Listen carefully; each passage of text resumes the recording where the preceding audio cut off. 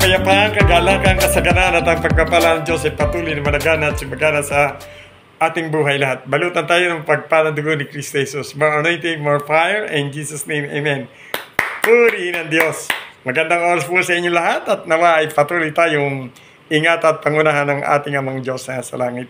Ang ating pong title ay tinatawag na tagapamagitan. Sa Juan 17:6, ipinakilala kita sa mga tao, ibinigay mo sa akin mula sa sanlibutan. Sila'y iyong ibinigay mo sila sa akin at tinupad ang iyong salita. Sa 17 verse 22, ang karangalang ibinigay mo sa akin ay ibinigay ko sa kanila upang sila'y maging ganap na maging isa, gaya nating iisa. Sa Juan 17:12, habang kasama nila ako, iingatan ko sila sa pamamagitan ng kapangyarihan ibinigay mo ng iyong pangalan. Sa pamamagitan ng kapangyarihan ng iyong pangalan ibinigay mo sa akin, inalagaan ko sila, at ni isa'y walang napahamak, liban sa taong humanap ng kanyang kapahamakan upang matupad ang kasulatan. Tagapamagitan.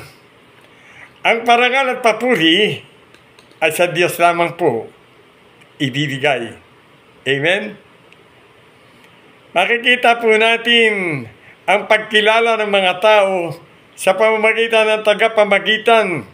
Sa Hebreos 7:25, dahil nga riyan lubusan niyang mailigtas ang lahat ng lumalapit sa Diyos sa pamamagitan niya, sapagkat siya ay nabubuhay magpakailanpaman upang mamagitan para sa kanila.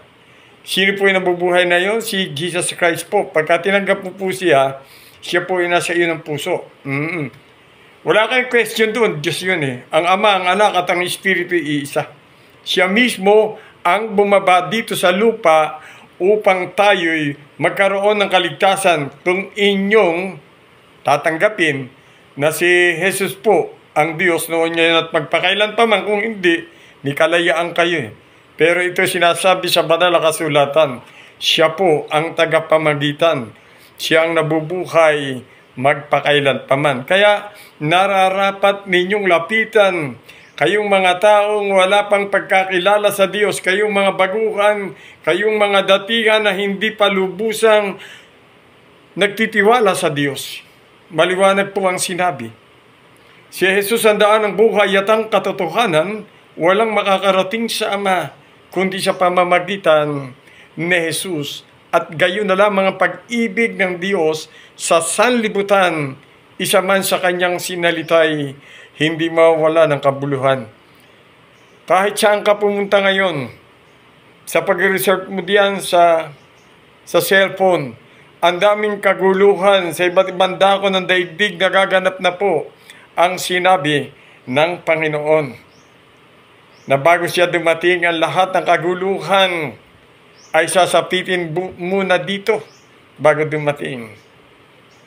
Yung pong mga mayayamang na mga coaching hindi mabilang at ang kanilang bahay na napakalaki ay nabubuwal sa kapangyarihan ng Panginoong. Malakas na hangin, dumadagundong na tubig, ang lupang gumuguho. Hindi po ba kayo nababahala na isang araw ang lugarin ninyo ay matibag? Hindi ba? Kita ninyo kung saan panig na dito sa ating bansa eh. Hindi lang sa ibang bansa, maging dito sa Pilipinas ay nagaganap po ang kaguluhan. Marami pong kaguluhan ngayon. Kaya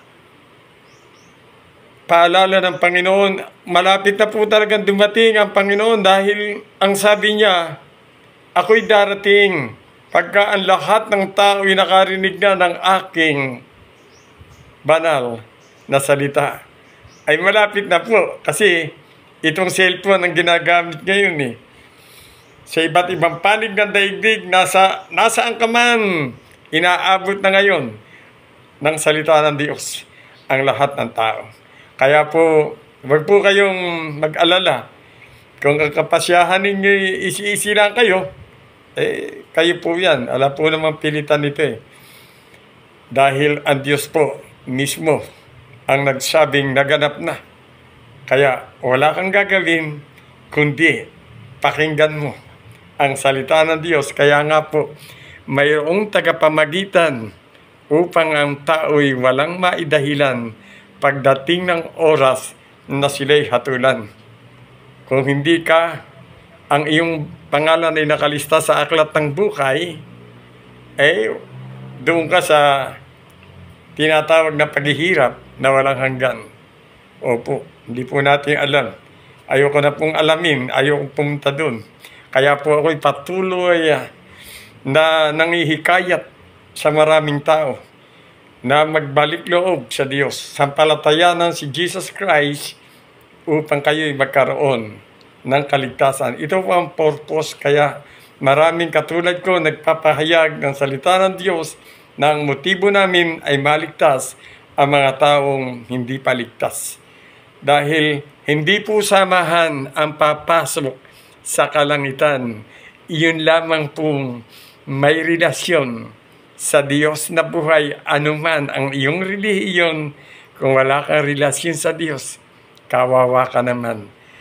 Tunay po na si Jesus lamang ang makapagliligtas sa atin dahil nga riyan lubusan niyang maililigtas ang lahat ng lumalapit sa Diyos sa pamamagitan niya, sapagkat siya'y nabubuhay nagpakailan pa man upang mamagitan para sa kanila.